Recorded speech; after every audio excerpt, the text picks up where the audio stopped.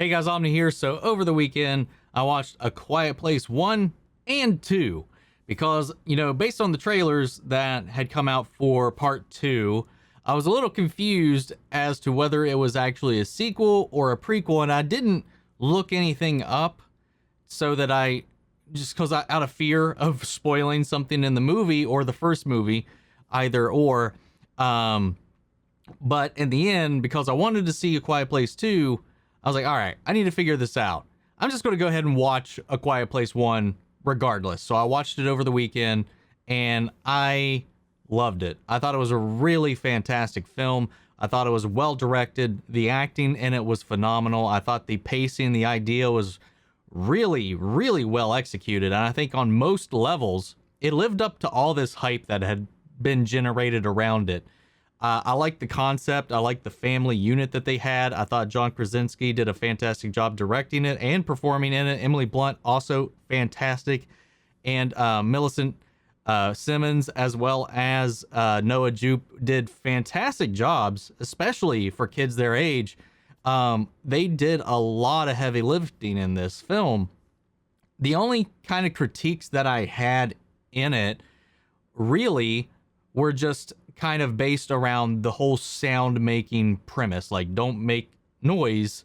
And I was just like, a lot of what you're doing, no matter how hard you try at the speed you're doing it, you're going to be making some sound. But it was just some suspension of disbelief stuff, because they did make a point of having it set during fall. And I was thinking, okay, if they're off in the middle of nowhere, even if it was during the summer or spring or something like that, sure, a lot of what you're doing is going to be drowned out by the insects, because I live in a small town. I've lived in the middle of nowhere, and surprisingly enough, no matter how quiet you think it is, those fucking bugs are going to tear shit up at night. But it's just one of those things. Like, it's just like, you got to ignore it. That was just my personal life experiences coming out in the movie. I'm just like, wait a second. Anyway, I loved it. That aside, that movie was like an easy 8, 9 out of 10, I think, for me. So going into this one, I kind of knew where the groundwork was. And I thought that A Quiet Place 2 did a fantastic job at being both a prequel and a sequel. This is more a sequel than a prequel, because a lot of the focus in the trailers were about the initial inception of the creatures that inhabit this world, right? Their landing, the mayhem, the glimpse of day one. And that's just the opening bit of the movie.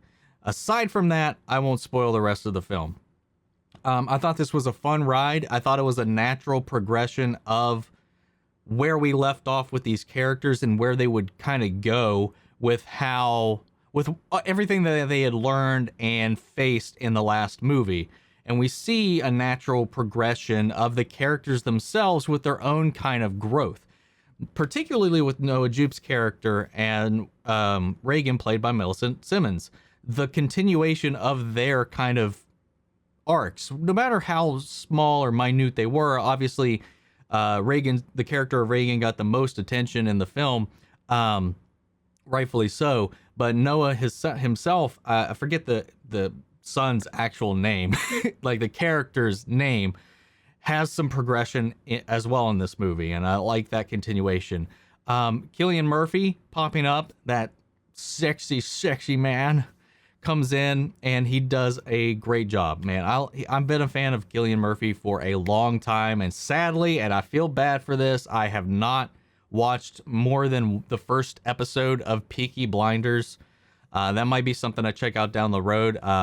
Just wasn't, when I checked it out, it just wasn't the time for that tone of a show for me to really kind of get invested in. And it might be something I check out down the road, but I've loved him since the first time I saw him, which I can't recall if it was Red Eye or if it was in 28 Days Later. But I've really enjoyed his work since then. He's been a great actor. I loved seeing him pop up and, big things, whether it was as a one-off joke for a hot minute after, the Batman Begins. I like this guy, man. I love him. And again, both having John Krasinski in the first film and then him in this one just makes me further jealous that no matter how old I get, I am probably never going to be able to have that schmexy ass post-apocalyptic beard at any point in my life, man. But yeah, he has a really great introduction into the movie, and I think he carries a lot of that kind of, I don't know. I don't know how to describe like his role in it. Like, he's got his own character arc because we learn about what happened to his character during this whole fallout. He's kind of this character that's really kind of lost hope. Where the Abbott family has kind of been isolated to this little area. They stayed away from really other people. They didn't really see a lot of the nastiness that happened as chaos ensued out in the world. But this character did. You know, he struggled, he's had loss, he's had all this happen, he's seen the worst in people, and he's kind of lost hope in the world turning around. He's lost hope in people, he's kind of lost hope in himself. The tension is still there.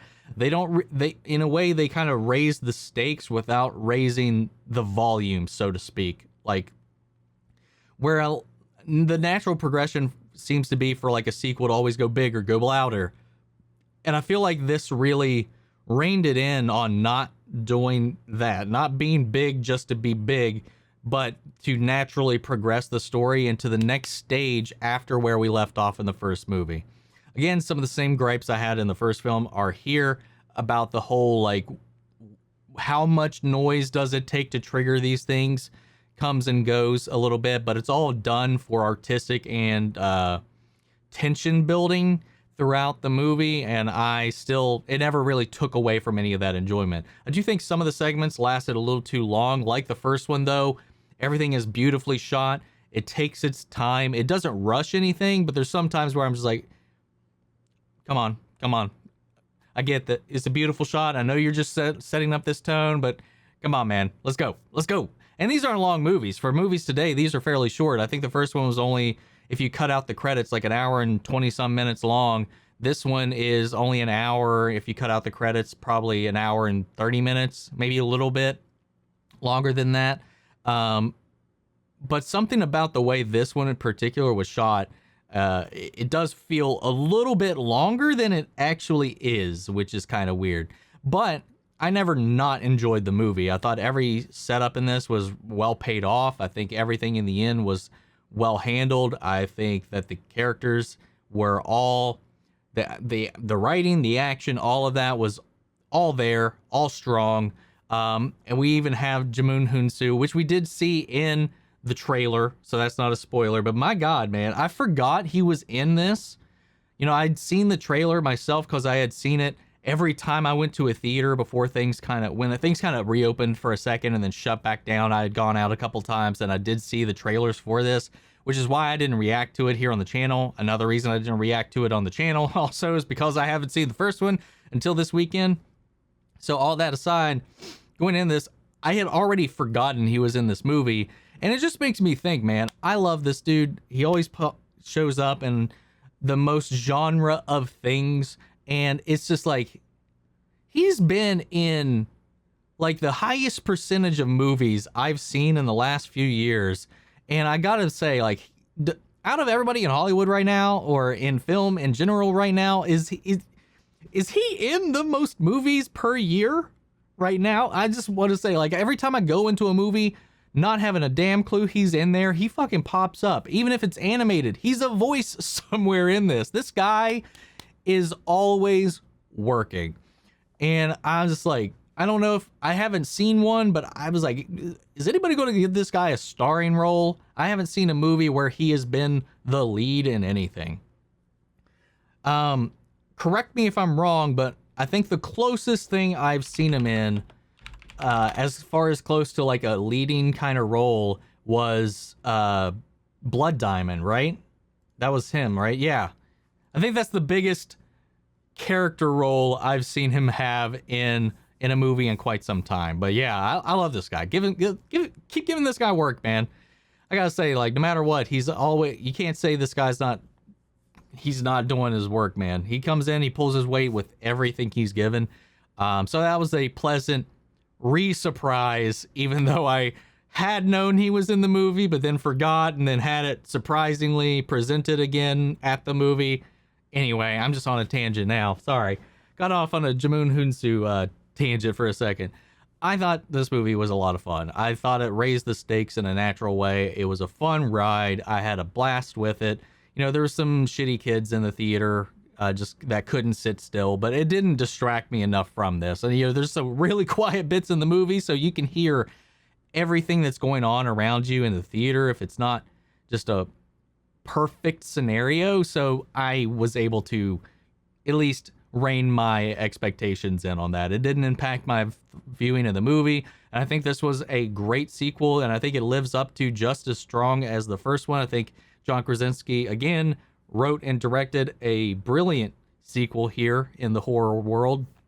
I like these creatures a lot too. The designs, the way they work, the attention to detail with their design, their anatomy, and how they function in this world. I've got a lot of questions about the way these things function when we don't see them on screen. So I'll save that for later, because that could be a whole other like wormhole that I just go down into and maybe not come back from, because we've already kind of been talking about it. I loved both these movies. I thought they lived up to the hype. I thought they lived up to the kind of the expectations that everybody and the word of mouth has carried with these films. Like I had said previously, there's just a couple of things here and there. You just kind of have to suspend your disbelief, turn your brain off a little bit. Not like, this isn't like you have to shut your brain off. There's just like a few things, minor, baby, minuscule, teensy weensy little things in here that my brain is just like, eh. But yeah, I mean, that's why it's only like that. I mean, this is still, like I said, a 9 out of 10 for me. I think this is a strong, and I think I would rate both of these movies about the same. They hit both the same level for me. I think for me, personal preference, I like the first one more, just because it is a little more zeroed in. It's a lot more intimate and contained, and I liked that about the first one. But what they did and where this naturally went didn't take away from that, and I think enjoyed it just as much. Just only misses out just a little bit, obviously, for obvious reasons. But that's been my thoughts on the movie, guys. What did you think of both of these films? Because now we're talking about both of them in this video. But sound off the comments. Let me know your thoughts on Quiet Place 1 and Part 2. And we'll carry on the conversation after the video. Huge shout out to our patron legends, Mandy Shara, Antoine Rodriguez, Ryan Karen, and Jason Coleman. Thank you guys so much for your support. Thank you for everybody who's been joining over there, hanging out in the Discord. Remember, Discord links to all my socials and all that are in the description of the video. And I will catch you guys in the next one. Take care, everybody.